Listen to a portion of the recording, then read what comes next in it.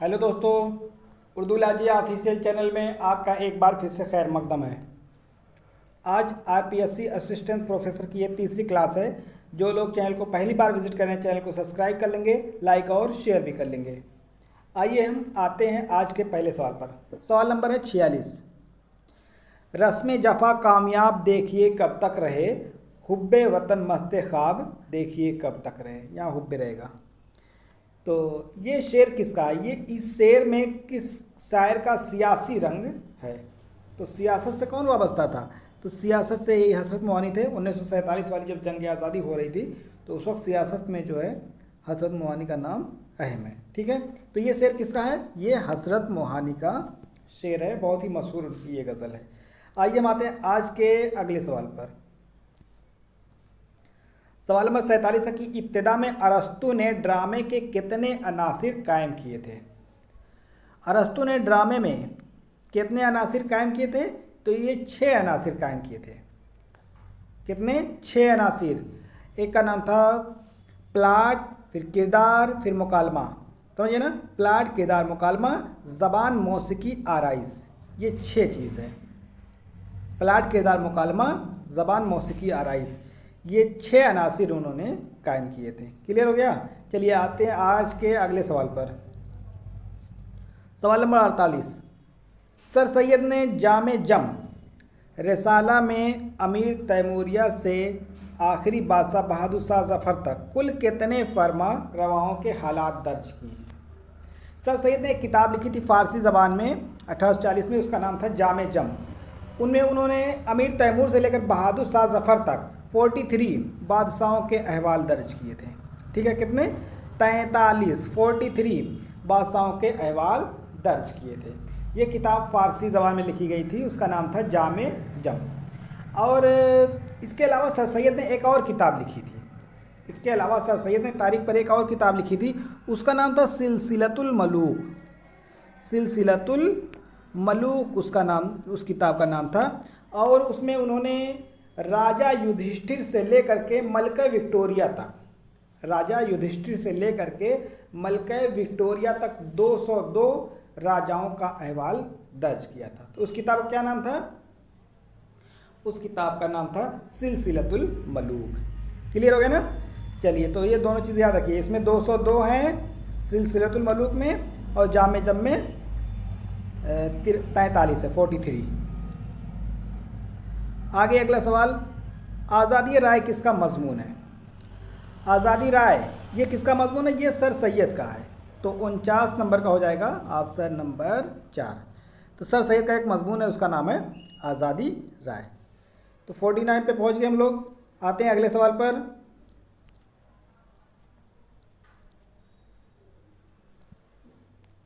सवाल नंबर 50। नेरंग ख़याल किस नवैयत के मज़ामीन का मजमुआ है? तो नेरंग ख़याल किसकी तसनीफ़ है? मोहम्मद हुसैन आज़ाद की। और ये तमसीली है। क्या है ये?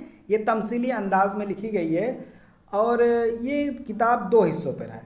पहले हिस्से में 8 मजमून है और दूसरे हिस्से में 5 मजमून है। कुल मिलाकर के हो गए 13 मजमून। ठीक है, और ये इन्होंने जितने मजमून लिखे हैं वो किसी न किसी अंग्रेज़ से अखज़ की हुई हैं। किसी न किसी अंग्रेज़ जो राइटर होते हैं उनके मज़ामीन से अखज़ किए गए हैं। ठीक है, और उसमें एक जो है शोहरत आम वक़ाए दुआम का दरबार, ये सबसे ज़्यादा मशहूर है। ठीक है, 13 में हालांकि सभी अच्छे हैं, लेकिन जो शोहरत आम वक़ाए दुआम का दरबार है ये ज़्यादा अहमियत रखता है। तो नेरंग ख़याल किसकी तसनीफ़ है? मोहम्मद हुसैन आज़ाद की। किस अंदाज में लिखी गई है? किस नवैयत की है? तमसीली। कितने मजमून? 13। ठीक है, और नेरंग ख़याल को मुरत्तब किसने किया है? तो इसको मुरत्तब किया है मालिक राम ने। किसने मुरत्तब किया है? मालिक राम। क्लियर हो गया? तो सवाल नंबर 50 हो गया। आते हैं अगले सवाल पर।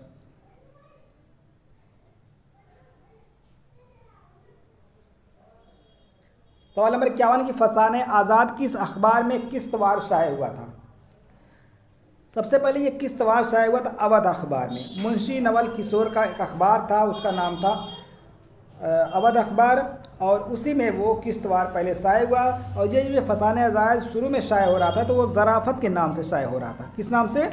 ज़राफ़त के नाम से शुरू में शाये हुआ, लेकिन जब बाद में किताबी शक्ल देनी हुई तो उसका नाम रख दिया गया फसाने आज़ाद। तो फसाने आज़ाद किस अखबार में शाये हुआ? अवध अखबार में। ठीक है, और इसकी सने तसनीफ़ है 1880 है इसकी फसाने आज़ाद की सने तसनीफ़। समझिए ना, तो ये हो गया। फिर हम आते हैं अगले सवाल पर। खाके हिंद, खाके हिंद नज़्म के खालिक कौन है? ध्यान से देखिए, खाके हिंद के नाम से ब्रिज नारायण चकबस्त और तिलोकचंद महरून दोनों ने उसी नाम से किताबें लिखी है, दोनों ने उसी नाम से नज़्म लिखी है, तिलोकचंद महरून और क्या है, ब्रिज नारायण चकबस्त। ठीक है, तो ये दोनों बातें याद रखनी चाहिए। शायद इसका जवाब माना गया था तिलोकचंद महरून, लेकिन आपको मालूम रहना चाहिए कि ये दोनों की है, और जैसे बाद में उस पर ऑब्जेक्शन करने में आसानी होगी। चलिए आगे आते हैं अगले सवाल पर। सुबह आज़ादी किसकी नज़्म है? तो सुबह आज़ादी जो नज़्म है वो फैज़ की नज़्म है, बहुत ही मशहूर नज़्म है इनकी, सुबह आज़ादी। ये दाग दाग उजाला ये सबे गुज़ीदा शहर, वो इंतज़ार था जिसका ये वो शहर तो नहीं। तो ये फैज़ अहमद फैज़ की बहुत ही मशहूर नज़्म है सुबह आज़ादी। क्लियर हो गया? चलिए आते हैं आज के अगले सवाल पर। सवाल नंबर 54 है। सवाल नंबर 54 है, उमराव जान अदा का सन इशात क्या है? नाविल उमराव जान अदा मिर्ज़ा मोहम्मद हादी रुसवा, इसकी जो सन तसनीफ़ है सन इशात 1899। ठीक है, 1899 में ये नावल शाये हुआ। और 1899 में एक और नावल है 1899 में शाये हुआ था, उसका नाम था फिरदौस बरी, जो अब्दुल हलीम शरर का नावल है। ठीक है, तो दोनों 1899 1899 दोनों है, याद करने में आसानी होगी, दोनों एक जगह का याद कर लीजिएगा। ठीक है, ये क्लियर हो गया। और उमराव जान अदा जो नावल है इसमें फ्लैशबैक टेक्निक का इस्तेमाल किया गया है। कौन सी टेक्निक? फ्लैशबैक टेक्निक का इस्तेमाल किया गया है। फ्लैशबैक, फ्लैशबैक के माने क्या होता है? फ्लैशबैक जैसे मोबाइल में कैमरा होता है ना, फ्लैश किया जाता है यानी लाइट उसकी जलती है। बैक माने होता है पीछे, यानी अपने जहन को मतलब कि पीछे वाली बातों को सोच सोच करके लिखना, उसी को फ्लैशबैक कहा जाता है। पीछे जो आपके साथ कोई हादसात वाक़यात गुजरे हैं और उसको सोच सोच करके दिमाग पर जोर डाल करके उसको लिखना, उसी को कहते हैं फ्लैशबैक, यानी बैक में जाकर अपने दिमाग को फ्लैश करना। तो इसमें उमराव जान अदा में इसी टेक्निक का इस्तेमाल किया गया, फ्लैशबैक टेक्निक का इस्तेमाल किया गया। समझ में आ गया ना? इसमें लखनऊ की ज़वाल आमादा तहज़ीब को पेश किया गया है और इसमें एक तवाइफ की आबीती को बयान किया गया है। तो उसमें इसमें एक लड़की रहती है अमीरन, जो 8 साल की उम्र में अगवा कर ली जाती है और उसके बाद उसको ला करके लखनऊ के एक तवाइफ खाने पर बेच दिया जाता है। ठीक है, और वहाँ उसका नाम रख दिया जाता है उमराव जान, और वो शायरी भी करती है और अपना तखल्लुस रखती है अदा, तो उमराव जान अदा। समझ आ गया ना? तो ये तो उमराव जान अदा की बात हो रही थी। इसकी सन तसनीफ़ है 1899। चलिए आते हैं अगले सवाल पर। सवाल नंबर 55, स्कूल मास्टर का ख्वाब किसकी तख्लीक है? ये मुश्ताक अहमद यूसुफ़ी की है। किसकी है ये? मुश्ताक अहमद यूसुफ़ी, स्कूल मास्टर का ख्वाब, ये सब याद करना पड़ेगा। फिर अगला है, कौन सी तहरीक इस्तराकी नज़रियात की हामिल है?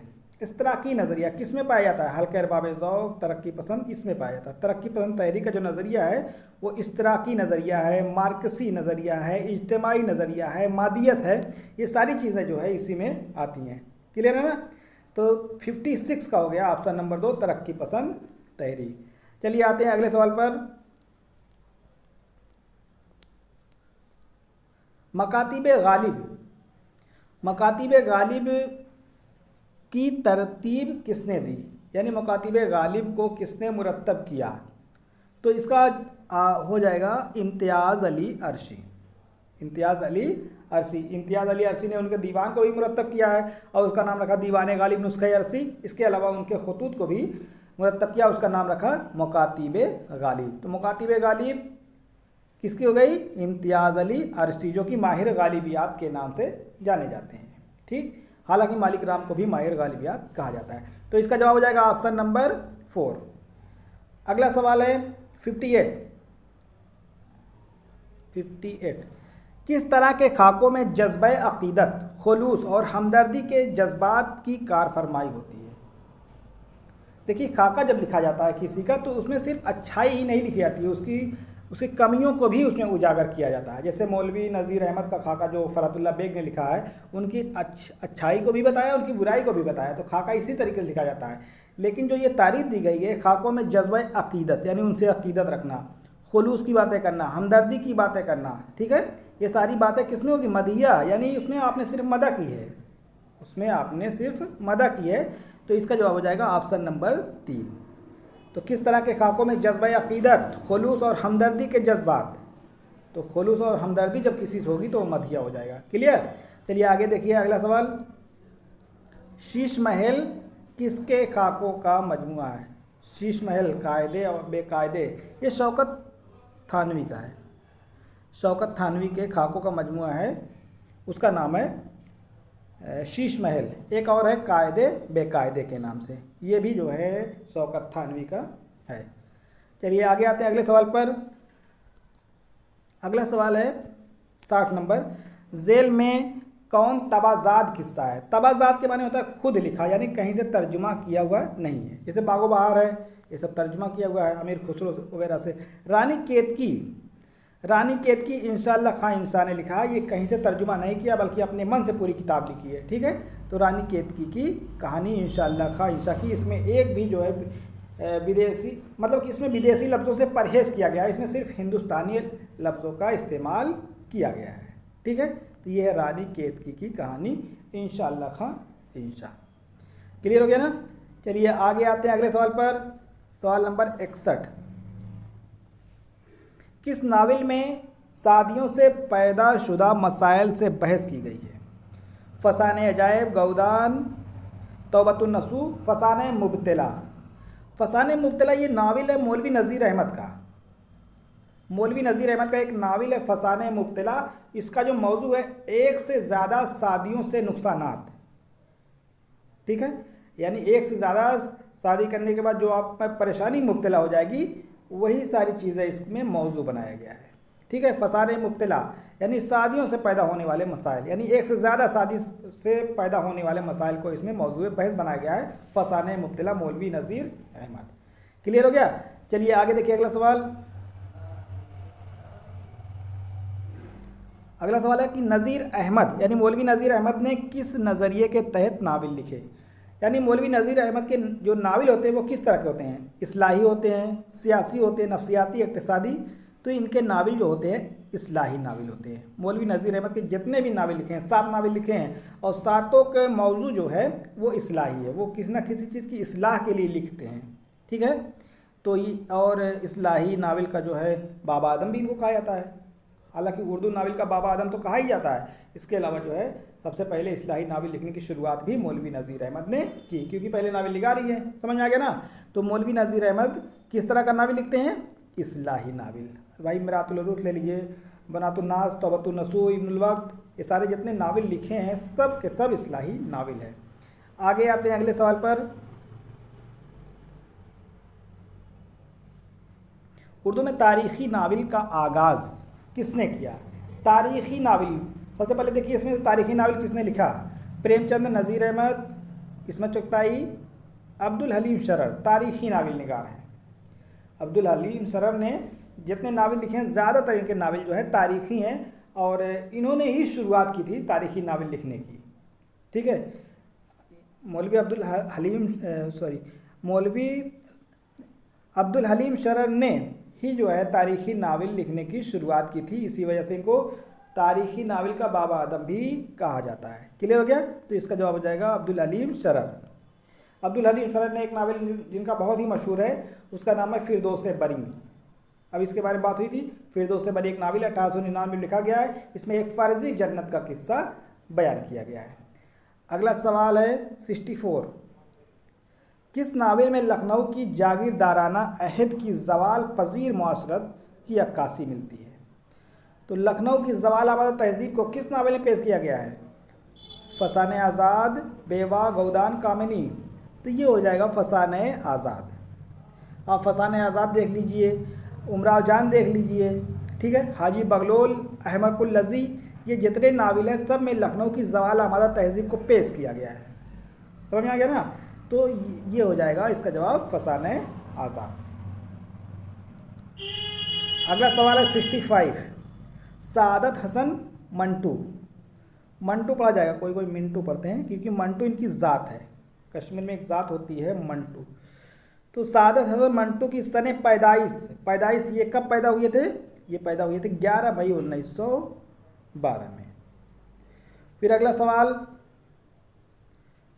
सवाल है कि मंटू का पहला अफसाना तमाशा किस रिसाले में शाये हुआ था? किस में शाये हुआ था? ये इसका जवाब हो जाएगा खल्क। एक रिसाला था खल्क, उसी में इनका पहला अफसाना तमाशा शाये हुआ था। और फिर अगला सवाल, हिंदू मुसलमान नज़्म के शायर कौन है? यानी हिंदू मुसलमान के नाम से किसने नज़्म लिखी है? तो इसका जवाब हो जाएगा तिलोक चंद महरूम। तिलोक चंद महरूम ने एक नज़्म लिखी है, उसका नाम है हिंदू और मुसलमान। ठीक है, चलिए आज की वीडियो को ये ख़त्म करते हैं और कल एक दूसरी वीडियो लेकर हाजिर होंगे। और जो लोग चैनल को पहली बार विजिट कर रहे हैं चैनल को सब्सक्राइब कर लेंगे, लाइक और शेयर भी कर देंगे। अस्सलाम वालेकुम।